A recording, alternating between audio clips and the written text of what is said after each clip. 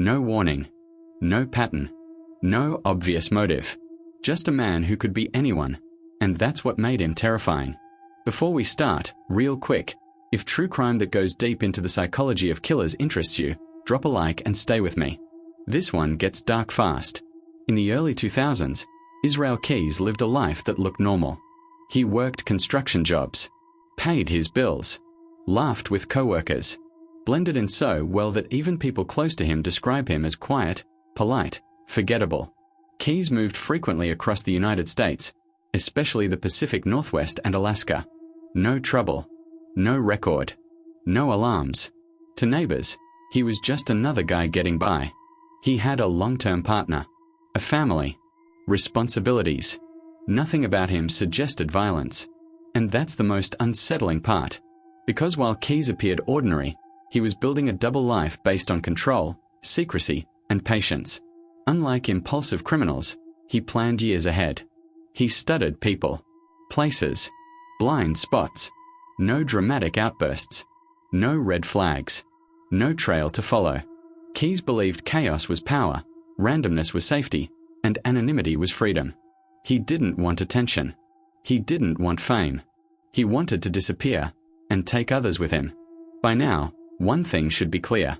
Israel Keyes didn't look dangerous. He looked invisible. What made him truly dangerous wasn't rage. It was patience. Long before anyone suspected a crime, Keyes lived inside a private world of obsession and control. His daily life stayed dull, but his inner world grew darker with time. He didn't act on impulse. He rehearsed. Keyes studied true crime and missing person cases. He analyzed police mistakes, timelines, and patterns, not out of curiosity, but strategy. Control became his core obsession. He hated unpredictability in his own life but craved it for others.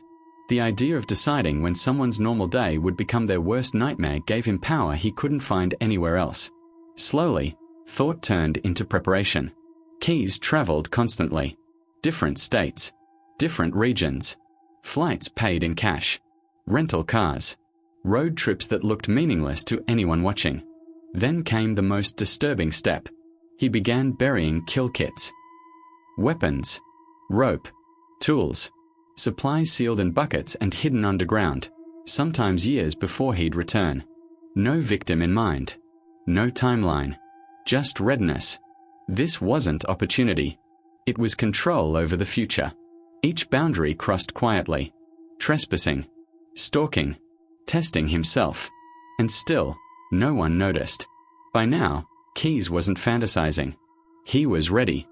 When Keyes finally acted, it wasn't how people expect. No spiral. No explosion. It was quiet. Calculated. Routine. His victims were strangers, chosen not for who they were, but where they happened to be. Gas stations. Hiking trails. Small towns where disappearances didn't trigger alarms. That randomness was intentional. Different states. Different profiles. Different methods. No personal connection. No pattern to follow. Every detail erased links before investigators even knew a crime existed.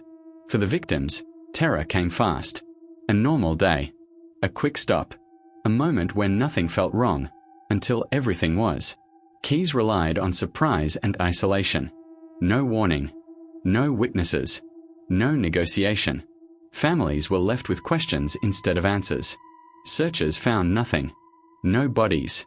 No suspects. Local police assumed accidents or runaways, never realizing these cases were connected. And so it continued. Missing posters appeared, then faded. Communities felt uneasy but couldn't explain why. Behind the scenes, investigators across the country unknowingly chased the same ghost. Different files. Different jurisdictions. No shared suspect. And while they struggled, Keyes watched, calm, confident, convinced he'd beaten the system. 4 years, he stayed ahead by staying invisible. But control has a weakness. Confidence. Keyes broke his own rules. He stayed too close. Lingered. Wanted more control than anonymity allowed. That's when cracks appeared.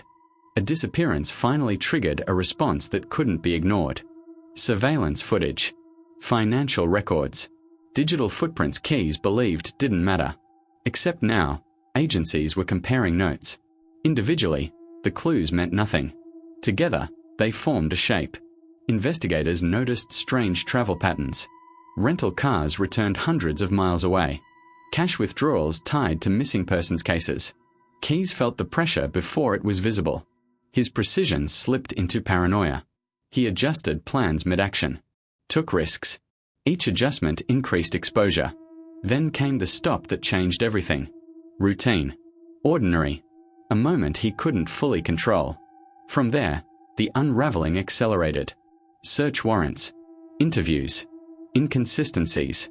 And when his travel history came into focus, investigators realized something terrifying. They weren't chasing one crime. They were staring at the edge of something much bigger. The hunter was no longer invisible. He was being hunted. Once in custody, the mask slipped, but control remained. Keyes didn't fully confess. He offered fragments.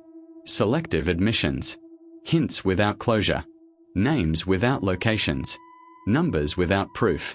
Even now, he controlled what the world would never fully know. Investigators faced a nightmare. No confirmed victim count. No complete timeline. Dozens of unanswered questions. Families were left without remains. Without certainty. Just absence.